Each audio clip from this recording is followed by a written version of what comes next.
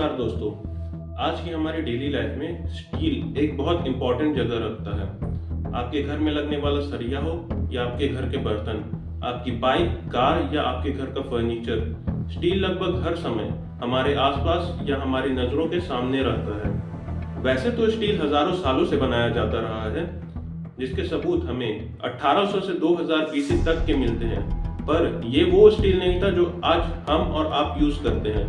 ये low quality wrought iron था, जिससे पुराने जमाने के राजाओं के हथियार और तलवार बनाए जाते थे।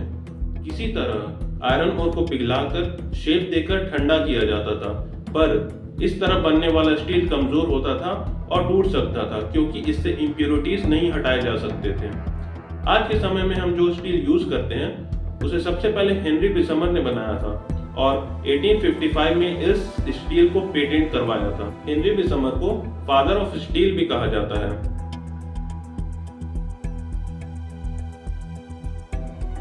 पहले घर सिर्फ ईंटों से और ब्रिज लकड़ियों से बनाए जाते थे।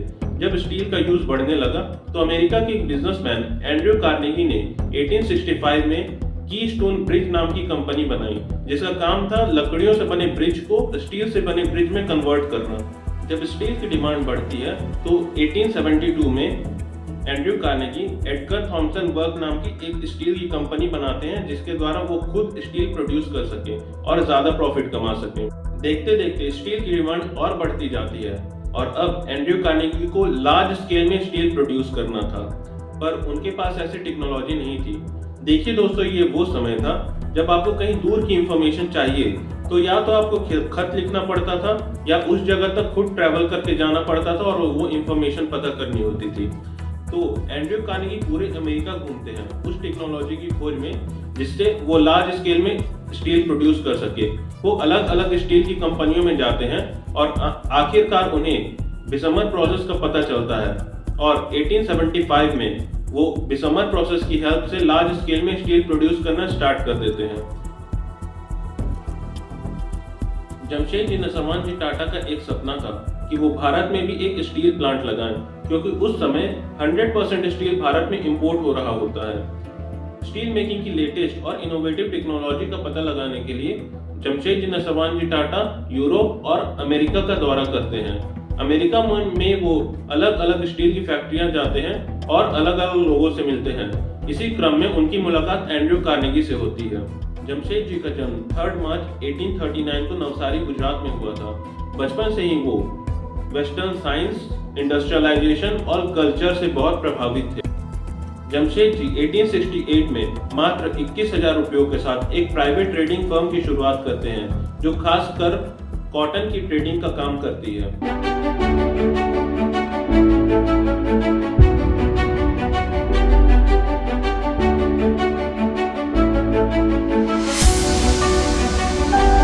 तब ब्रिटेन सारा कॉटन यूएस से इंपोर्ट कर रहा होता है और अमेरिका में सिविल वॉर की वजह से कॉटन की सप्लाई बंद हो जाती है। जमशेद जी ये अपॉर्चुनिटी पहचानते हैं और ब्रिटेन को भारत से कॉटन एक्सपोर्ट करना शुरू कर देते हैं और इससे जो प्रॉफिट होता है उसे भारत में अपने अलग अलग बिजनेसेस में लगाना शुरू कर देते हैं। 1877 में इम्प्रेस मिल की शुरुआत की जाती है, जो कॉटन से कपड़े बनाने का काम करती है और 16 दिसंबर 1903 को मुंबई में ताजमहल होटल की शुरुआत की जाती है। इसी बीच एक स्टील प्लांट लगाने का काम भी चलता रहता है, जिसके बारे में हम आगे बात करेंगे। जब जमशेद जी अमेरिका गए थे तो वो एक फेमस जियोलॉजिस्ट जूलियन केनेडी से मिले और यहाँ पे हंसने वाली बात यह है दोस्तों कि जूलियन केनेडी की इतनी हिम्मत देखिए कि वो जमशेद जी से कहते हैं कि आप मुझे अफोर्ड नहीं कर सकते, स्टील प्लांट लगाना तो दूर की बात, आप मेरी फीस तक अफोर्ड नहीं कर सकोगे, एक फिजिबिलिटी रिपोर्ट बनाना भी आपके लिए महंगा पड़ेगा, मेरी बात माने तो ये आइडिया आप ड्रॉप कर दें। हालांकि बाद में जमशेद जी की आंखों में डिटर्मिनेशन देखकर जूलियन केनेडी उनके साथ देने के लिए तैयार हो जाते हैं और उन्हें चार्ल्स पेज पेरिन से मिलने की सलाह देते हैं, जो कि एक जियोलॉजिस्ट और मेटलर्जिस्ट थे। फिर क्या था, जमशेद जी सीधा पेरिन के ऑफिस पहुंच जाते हैं और उनसे कहते हैं, क्या आप मिस्टर पेरिन हैं? जब पेरिन हाँ में सर हिलाते हैं तो जमशेद जी कहते हैं, तो फिर मुझे मेरा आदमी मिल गया, मुझे भारत में आपकी जरूरत है, क्या आप मेरे चीफ एडवाइजर बनेंगे? मैं भारत में एक स्टील प्लांट लगाना चाहता हूँ। पेरिन कुछ कह नहीं पाते। उनके सामने 60 साल से ऊपर का एक वृद्ध व्यक्ति होता है जो इतने उत्साह में बात कर रहा होता है उस देश में स्टील प्लांट लगाने की जिस देश में 100% स्टील इंपोर्ट हो रहा होता है। जमशेद जी कहते हैं, पैसे की चिंता ना करें, मैं इसके लिए तैयार हूँ, आप बस मेरे साथ चलिए। पेरिन ना बोलने वाले थे, पर जूलियन केनेडी की तरह वो भी जमशेद जी की डिटर्मिनेशन देखकर उनका साथ देने के लिए तैयार हो जाते हैं और अपने एक जियोलॉजिस्ट C.M. वेल्ड को जमशेद जी के साथ भारत भेजते हैं। 1904 में दोराबजी टाटा, सपूरजी सकलातवाला और C.M. वेल्ड चंदन डिस्ट्रिक्ट के जंगलों में आयरन ओर की खोज करते हैं। ये एक डेंजरस मिशन था। उन तीनों को बैलगाड़ियों में सफर करना पड़ रहा था और जंगलों में घूमना पड़ रहा था जहां हाथी और सांप जैसे जंगली जानवर रहते थे और यहाँ पर आयरन ओर की खोज बहुत खतरनाक काम था। उन्होंने यहाँ की मिट्टी से जो सैंपल इकट्ठा किए उस सैंपल में उनको आयरन कंटेंट मिले, पर उसकी क्वांटिटी उतनी ज्यादा नहीं थी कि वहाँ पे एक माइन डेवलप किया जा सके। C.M. वेल्ड क्विट करना चाहते थे, पर जमशेद जी उन्हें किसी तरह रोक लेते हैं। एक दिन दोराबजी टाटा को लोकल डिस्ट्रिक्ट ऑफिस को नोटिस बोर्ड पर एक मैप दिखाई देता है जहां उनको कुछ ब्लैक स्पॉट्स दिखाई देते हैं जिन्हें आयरन ओर माइंस के नाम से मार्क किया होता है। ध्यान से देखने पर जमशेद जी पाते हैं कि इस मैप पर टोटल 140 डॉट्स होते हैं जो अलग अलग आयरन ओर माइंस की ओर इशारा करते हैं। ये जगह दुर्ग डिस्ट्रिक्ट के पास होती है और यहाँ का सर्वे किया जाता है और उन्हें यहाँ की मिट्टी में 60% आयरन कंटेंट से ज्यादा का आयरन ओर मिलता है। शुरुआत में तो उन्हें खुशी होती है, पर कुछ समय बाद उनको पता चलता है कि इस जगह पर पानी का कोई स्रोत नहीं है, जैसा कि आयरन ओर के साथ पानी भी स्टील मेकिंग के लिए एक महत्वपूर्ण रॉ मटेरियल होता है। बिना पानी के वहां पर स्टील प्लांट नहीं बनाई जा सकती थी। पर दुर्ग डिस्ट्रिक्ट में ये जो आयरन ओर की खोज होती है 50 साल बाद उसी जगह पर भिलाई स्टील प्लांट की शुरुआत की जाती है और हजारों लोगों को रोजगार मिलता है। इतनी सारी असफल कोशिशों के बाद एक दिन जमशेद जी को P.N. बोस, जो कि एक जियोलॉजिस्ट होते हैं, उनका खत मिलता है। P.N. बोस दुर्ग डिस्ट्रिक्ट में काम कर चुके होते हैं और अभी मयूरभंज, जो कि एक प्रिंसली स्टेट होता है, वहां पर कार्यरत होते हैं। जमशेद जी को लिखे इस खत में P.N. बोस कहते हैं कि मयूरभंज में आयरन ओर का बहुत बड़ा भंडार है और यहाँ के राजा स्टील प्लांट लगवाना चाहते हैं और फेवरेबल टर्म्स के लिए भी तैयार हैं। जब वो लोग मयूरभंज में जाते हैं और वहां पर खुदाई की जाती है तो कुछ ही फीट नीचे वहां पर एक बड़ा लोहे का टुकड़ा मिलता है। सभी लोग खुश हो जाते हैं और एक दूसरे को शाबाशी देते हैं। यहाँ पर 3.5 करोड़ टन से ज्यादा आयरन ओर पाया जाता है, जिसमें आयरन ओर कंटेंट 60% से ज्यादा होता है। कुछ ही दिनों बाद उनको 2 नदियों का पता चलता है जो पास में ही होती है और स्टील प्लांट लगाने के लिए उनकी पानी की खोज भी समाप्त हो जाती है। पास में ही ट्रांसपोर्टेशन के लिए काली माटी रेलवे स्टेशन भी होता है। जमशेद जी अपने सपने को लेकर इतने कॉन्फिडेंट थे कि स्टील प्लांट शुरू होने के 5 साल पहले ही वो दोराबजी टाटा को खत लिखते हैं और उस खत में वो बताते हैं कि ध्यान रखना, जिस शहर में स्टील प्लांट लगाया जा रहा है वहाँ की सड़कें चौड़ी हो।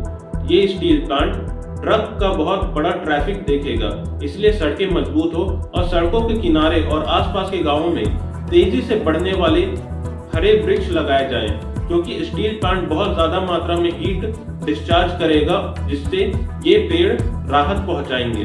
जमशेद जी वर्कर्स और गांव वालों के लिए फुटबॉल और हॉकी के मैदान, मंदिर, मस्जिद और चर्च बनवाने को भी कहते हैं। टाटा स्टील को 1907 में रजिस्टर किया जाता है और 1908 में साक्षी नाम के गांव में स्टील प्लांट का कंस्ट्रक्शन स्टार्ट होता है। 2 दिसंबर 1911 को स्टील प्लांट में प्रोडक्शन स्टार्ट किया जाता है। 1912 में जब टिस्को के जमशेदपुर प्लांट की शुरुआत होती है तो उसकी कैपेसिटी 1,60,000 टन पिग आयरन की और 1 लाख टन स्टील इनगट की होती है। आज के दिन टाटा स्टील के जमशेदपुर प्लांट की capacity 11 million ton per annum, Kalinganagar की 4 million ton per annum, Meramandali की 5.6 मिलियन टन पर एनम और गम्हरिया की 1 मिलियन टन पर एनम है, जो कि टाटा स्टील की डोमेस्टिक इंडियन प्रोडक्शन को total 21.6 million ton per annum पर ले जाती है। साथ ही ओवरसीज ऑपरेशंस की बात करें तो नीदरलैंड की capacity 7 million ton per annum, UK की 5 मिलियन टन पर एनम और थाईलैंड की 1.7 मिलियन टन पर एनम है। साथ ही टाटा स्टील 2045 तक नेट जीरो कार्बन डिस्चार्ज के लक्ष्य को हासिल करना चाहती है, जिसके लिए टाटा स्टील स्टील स्क्रैप का use as a raw material बढ़ा रही है। साथ ही इलेक्ट्रिक आर्क फर्नेस के उपयोग को भी बढ़ावा दिया जा रहा है। ब्लास्ट फर्नेस में बायोचार और हाइड्रोजन इंजेक्शन जैसे इनिशिएटिव लिए जा रहे हैं। कंपनी ग्रीन इलेक्ट्रिसिटी का यूज भी कर रही है। जमशेदपुर प्लांट के ब्लास्ट फर्नेस में 5 टन पर डे के CO2 कैप्चर प्लांट की शुरुआत भी की गई है, जो 24/7 पूरे साल चलते रहते हैं। इस तरह जो 97% प्योर CO2 को कैप्चर किया जाता है, उसका उपयोग वेस्ट वाटर के pH को कम करने और LD विसल में नाइट्रोजन और ऑर्गन के पर्जिंग की जगह एज अ सब्स्टिट्यूट यूज किया जाता है। इस कहानी से हमें ये सीख मिलती है कि persistence is the key to success.